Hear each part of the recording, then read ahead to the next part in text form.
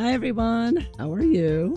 So this is I think going to be my last video on this topic where I'm working on in the world of flowers, and I covered this page with white ink, and I'll link the videos below where I showed how it all began about 6 months ago. I covered it with the white ink, and I used different color pencils on the left hand side, and then my last video I used some watercolor, some Alt Vista watercolor that I had. And then after I finished that video, I thought, wow, I'm painting on white ink. I should try the Inktense pencils. Obviously, ink on ink, that might be even better. So I decided for this video, I'm going to be using Inktense, and instead of using my pencils, I have a small set of the blocks, because I figured I'm not gonna draw on the page because the white ink on there would chip and whatnot. So what I would do is I would take a brush and I would just touch the tip of the Inktense pencil and use it there, or I could just use the blocks that I have, which is the same difference, right? So it's a great, if you like Inktense, the blocks are wonderful to paint from. You can just take paint right from here. So I'm gonna try this. I'll see which one is better. See, so now the watercolor worked really well, but there is still a little bit of reactivation of the ink underneath on some of the flowers, so if I didn't use a thick enough amount. But now I'm going to try with Inktense and see if ink on ink is better.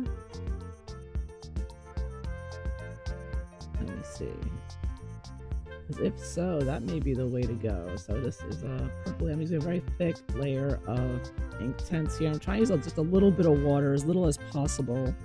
That's why I'm not using a water brush, because that kind of leaks a little bit of water when you use it, which is normally fine. But with painting on the ink here, I want to try not to activate it if I can. So I'm trying not to rub it too much too. That's another thing I have to watch out for. Try not to go back and forth too much. Sort of put it on and leave it like that. Sort of one stroke. And this Inktense is wonderful because it's vibrant and goes, you get a lot of color, a lot of payload here of color.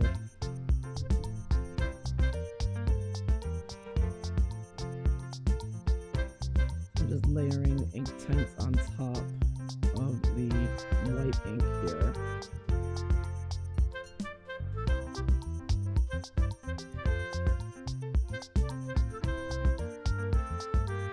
There is a bit of white ink, I think, activating in it. It kind of looks cool though. It's like a sort of a mixture of the color and some white peeking through.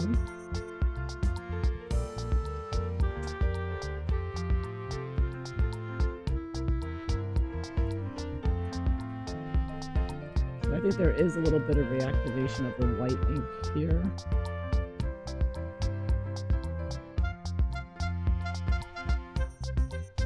Yeah, this Inktense is sort of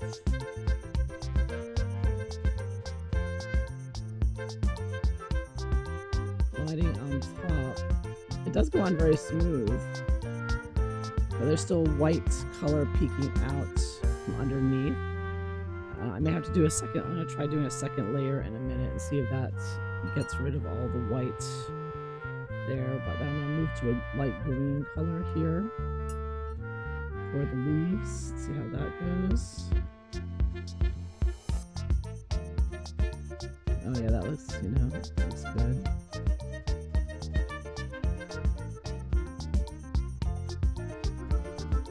Yeah, but I think the issue is coming up again, that there's no tooth to the paper for it to grab onto, so it's sort of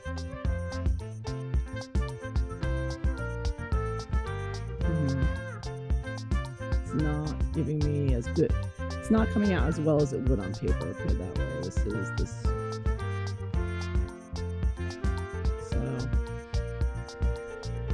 I mean, the Inktense looks different, but there's a lot of white ink coming through there. Yeah, I don't think it would be a good idea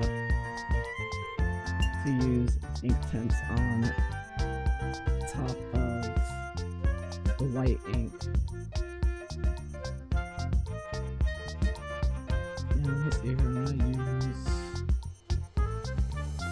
a little bit of a gold color here for the middle part. Goldish brown.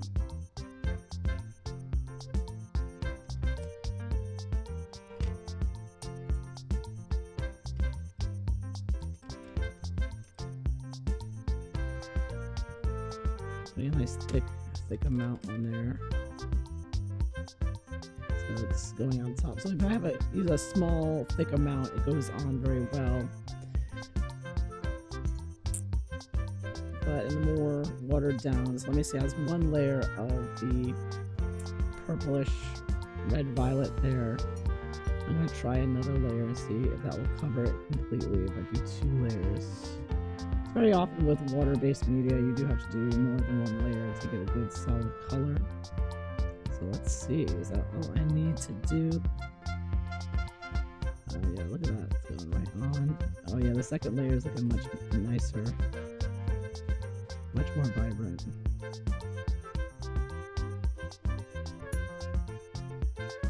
Using this very little water.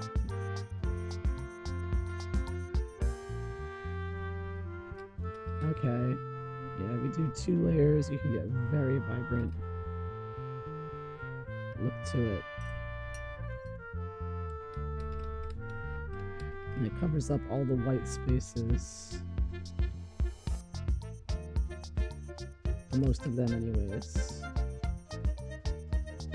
And it completely covers the white line, the dark lines. You definitely cannot see any lines underneath that. Wow, that looks good. Alright, so if you do a couple of layers of Inktense, highly recommend the Inktense blocks if you are into Inktense. It's great using the ink on ink here. This is going on nice and dark right from the beginning. Right from the start here.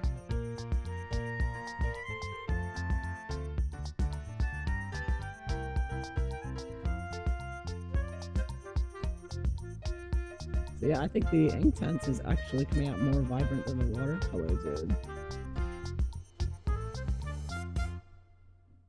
Yeah, okay.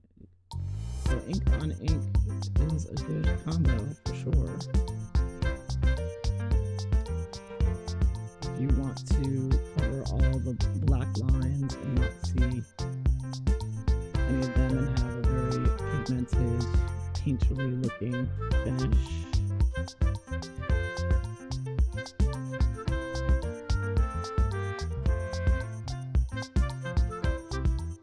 Ink on ink here.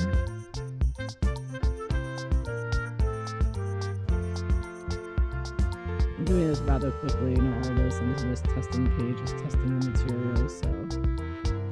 But yeah, you could get some amazing results with this.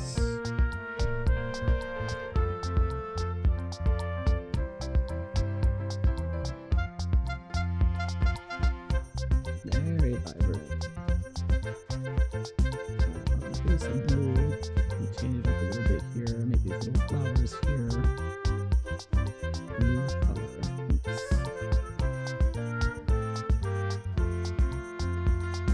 Wow, that's nice and dark. Okay. Make sure to cover your brush with the ink, get a good solid amount, and a nice dark,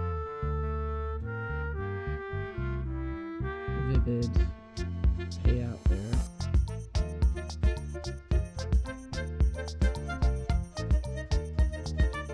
It's a little bit lighter. I'm running out of water here. That's a little water. A teeny tiny bit of water.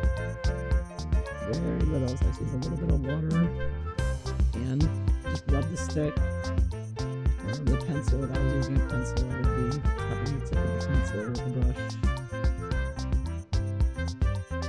Getting that right onto the brush, generous amounts, and you get a lot of color payout here. Really dark and vivid, this one's even better. Of course, these are little smaller areas, so it's a little easier to get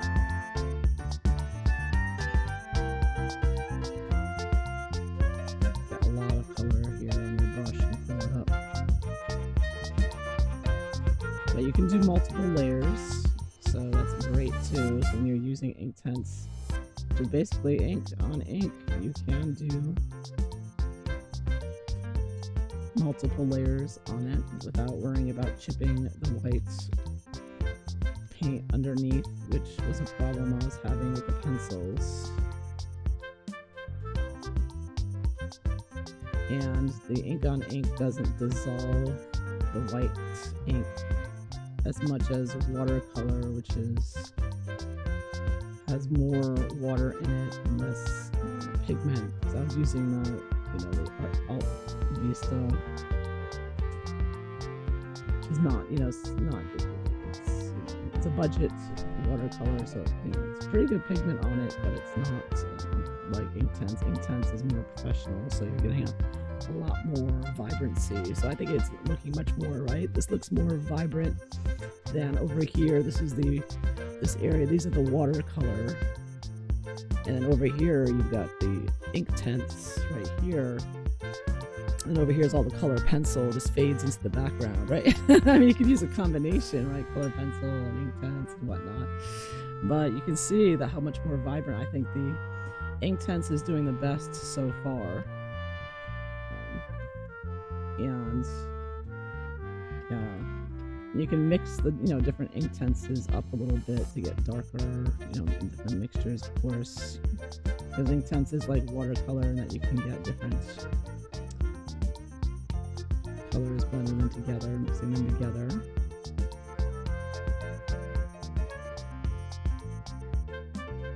Just adding a little more color to it. I mean, you can go either way, and the watercolor was good as well. Worked well.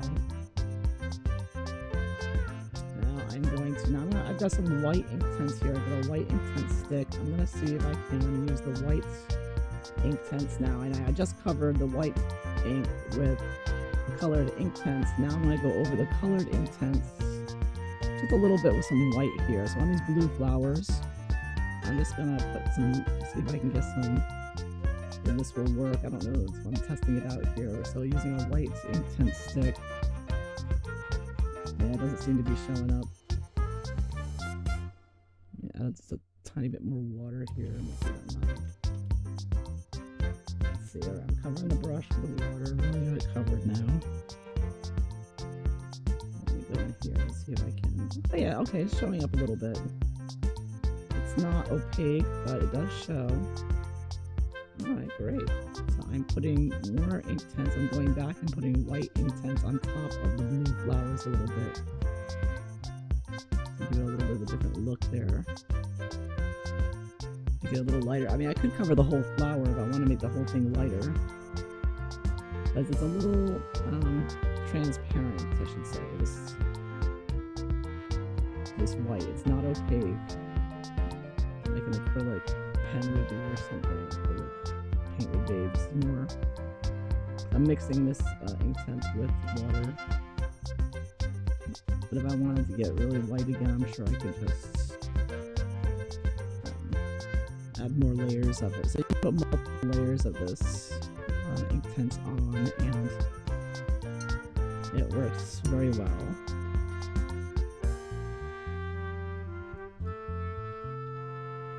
Okay, one last color. I'm having fun with this. It's great. The Inktense looks great. Inktense always looks great, though, doesn't it? It's like, you can't go wrong with Inktense. It works on everything, and it just looks great. Now I can use this on this nice, beautiful dark purple here. So I'll put a little bit over here. Add a little more detail on this.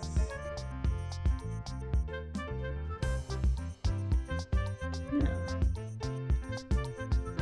Alright, Inktense works very well. I think that would be number one right now of all the choices of what I would use on top of white ink. So if you paint white ink on your page and want to color on top of that, you can use color pencil, but like here, but you can only get a couple of layers and it doesn't get as vibrant. And I use Prismacolor and other colors. I'll link the video below, you can see. And I use the watercolors, worked pretty well as well. Very decent, good, vibrant, better than the color pencil in my opinion. And now the Inktense right here works even better than the watercolor or the color pencil. So if you want to try this method of getting rid of the black lines, highly recommend Inktense for sure. I'm using the blocks in this case, but the pencils, you can do the same thing. It's the exact same material in the pencils. You just take it from the tip. Now I got one last test here. It's on the Inktense. So now I'm going to use some of the Neo2 color crayons. I wouldn't call them pencils, I guess say crayons, I guess. Yeah, I'm gonna see if the Neocolor works as well as the watercolor and the Inktense. I would assume it would, but I'll try right now. So there's a flower here. I'm gonna use some of this lilac color here, and because it's I'm just gonna draw right on the page. So I think unlike a pencil, I don't think this will chip yet. It kind of glides right on top of the ink without chipping it. It's so smooth, and the tip of it is very dull. So exactly what you need to color on top of dry white ink here. I'm going to use what is this? This is purple violet here, and add a little purple violet in there as well. A couple of colors down here. Okay, so obviously coloring right on the page, if you want to use them that way. I don't have Neocolor1, but I know those. You can use those. You can color right on here, so any kind of soft medium will work. These are the Neocolor2, so I'm going to want to dissolve it. There's a tiny bit of water. I wet the brush and then put the brush against the paper towel to get rid of excess. And now I'll put very little water, as little water as possible, going in and dissolving this Neocolor. And it is thinning it out a bit. See, the water is dissolving it and making it a bit thinner. So I think you probably need a couple of layers.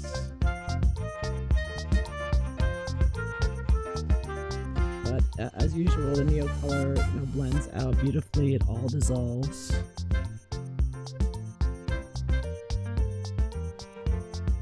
Quite rapidly and easily.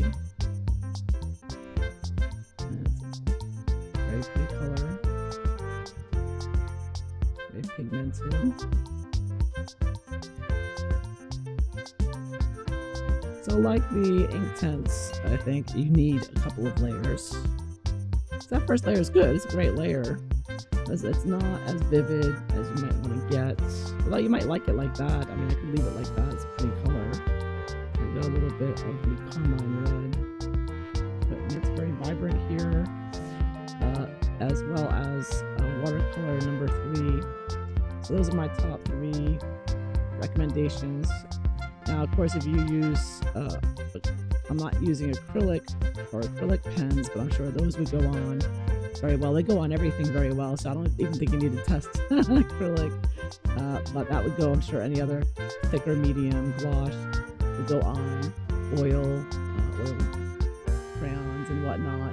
So I think this will be my last video testing out, unless something else comes up. But I think that's number 1 favorite is Inktense again. So if I paint page white, I would use Inktense pencils or Inktense blocks, and to get the most vibrant look, or use the Neocolor2s and the watercolors.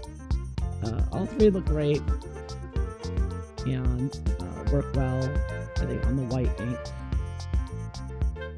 So there you have it. So I hope you found this interesting. Thanks for watching. Bye bye.